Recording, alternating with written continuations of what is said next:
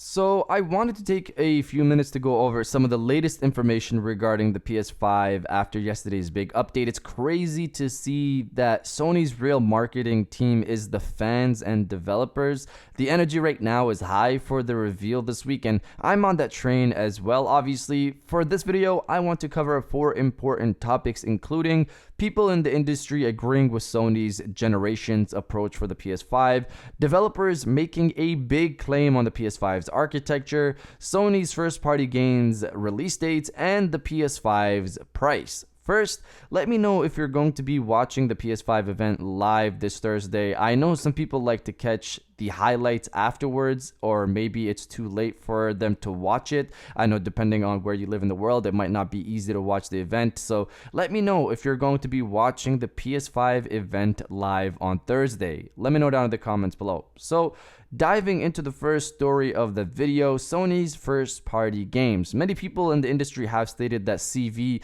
and the global situation right now is probably going to affect development of games, which makes sense. Even Xbox boss Phil Spencer stated that their hardware delivery is going to be fine, but that their software delivery is an unknown, meaning there could be issues. And then you have Sony's Jim Ryan come and state the following to gamingindustry.biz.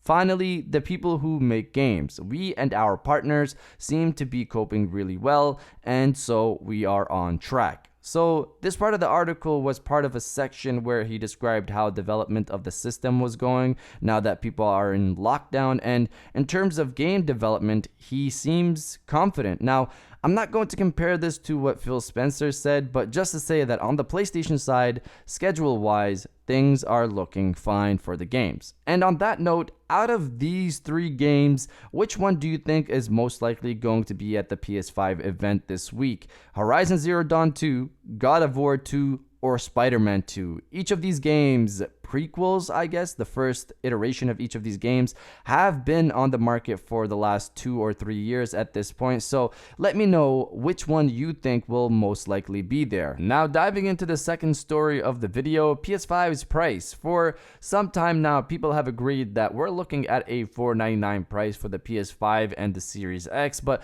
there have been people like Michael Pachter who have stated that if Microsoft decides to go ahead and release their console at $399, Sony would have no option but to follow suit. I originally thought that this made sense, but with Jim Ryan's latest statement, I think the console might actually just be $499. Reading his latest statement from gamingindustry.biz, and just to give you a little bit of context, this statement comes after the website asked him about how they'll deal with the possible recession due to the global situation and CV. Basically, people might not have the money to buy the console. He stated the following: I think the best way that we can address this is by providing the best possible value proposition that we can. I don't necessarily mean the lowest price. Value is a combination of many things. In our area, it means games, it means the number of games, depth of games, breadth of games, quality of games, price of games, all of these things, and how they'll avail themselves of the feature set of the platform. So based off this, I really don't think Sony is planning on selling this thing for $399. Jim seems to be trying to explain the value of the console and emphasizes that value doesn't mean the lowest price. For me, this isn't an issue. I was always fine with $499 being the price of the console, but you guys let me know if $499 is an issue for you or not. Were you budgeting for $399, or are you fine with $499 being the price? Let me know down in the comments below. Now, diving into the third story of the video, the PS5 having the best architecture of any console in history. This is a pretty big and bold statement to make, so I'm going to read the section that has this statement from Jeff Grubb's VentureBeat article, and we'll discuss it afterwards. Developers and publishers continue to praise the design of the PS5. Some have told GamesBeat that it has a better architecture than any console in history, so studios may find it a joy to work with. So this statement is pretty bold to make. That is, if these developers have worked with the Series X, and the statement includes the Series X, but from the sounds of it, I believe they mean every console previous to the upcoming generation with the Series X and PS5. But I'm not the one who said this, so take it how you will. And now the final and most interesting part of the video, for me anyways, the praise the PS5 has been getting. More specifically, the approach Sony is taking with the PS5, the praise that the approach has been getting. I'm going to read Jim Ryan's statement regarding this approach, but then we'll look at the reactions to this idea. So Jim Ryan made a statement that is basically the complete opposite of Microsoft's approach to the next generation, where games made for the Series X should be playable on Xbox One. Jim Ryan completely basically said the opposite. Here's Jim Ryan's statement.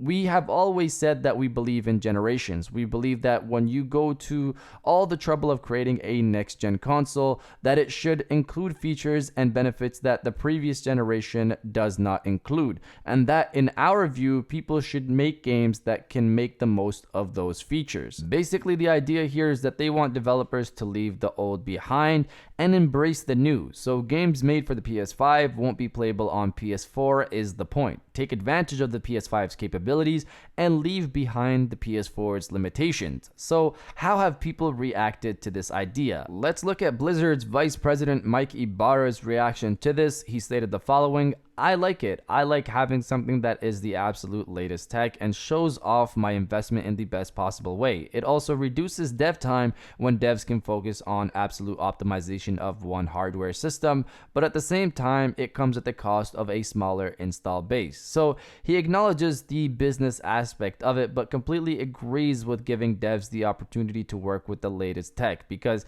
as we've heard, it's easier to develop for the PS5. Optimizations like reducing data duplication, better streaming of assets, all most likely lead to making games better and improving your workflow for making these games better. Beyond Blizzard's vice president, we also had fellow YouTuber and video game engine developer Yan Chernikov, who is reacting to the Road to PS5 video from earlier this year. In the clip I'm going to show you in a few minutes or a few moments, he was reacting to Mark Cerny's statement on backwards compatibility. While this is backwards compatibility we're talking about, his reaction still relates to the benefits of this generation's idea. Here's the clip. I just want to point out that this is like one of the most frustrating things that developers and engineers have to deal with. It's this whole backwards compatibility thing, because obviously when you do research and you discover ways to drastically improve existing technologies, you want to adopt that as soon as possible and just basically move the world forward. But instead of doing that, you have to make sure that you're backwards compatible. You have to make sure that everything that used to work still works.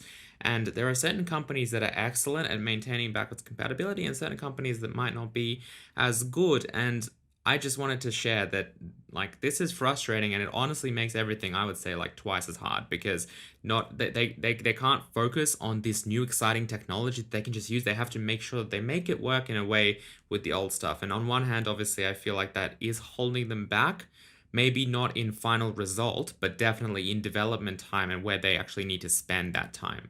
But it's unfortunately necessary to make sure that players can play older titles.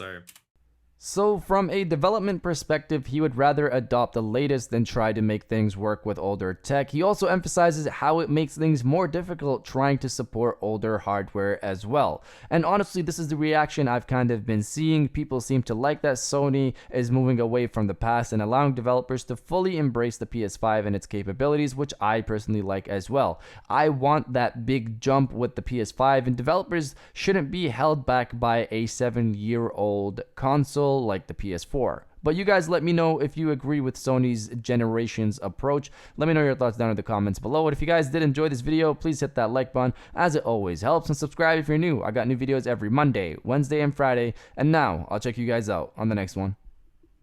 And welcome back to the after show. This is the part of the video where we have a little fun down in the comments below. If you're old, welcome back. If you're new, welcome. For today's thing, what I want you guys to do is to body, obliterate, destroy, and overall harass the comment section with it's time to see what's next. This statement, this phrase obviously comes from the Unreal Engine demo, what the girl basically said at the end. And basically, I'm excited for what's next with PlayStation 5. If you are as well, destroy the comment section with "it's time to see what's next," and I'll definitely heart those comments like I always do, because I appreciate everybody who stays to the end of my videos. And now, I'll check you guys out on the next one.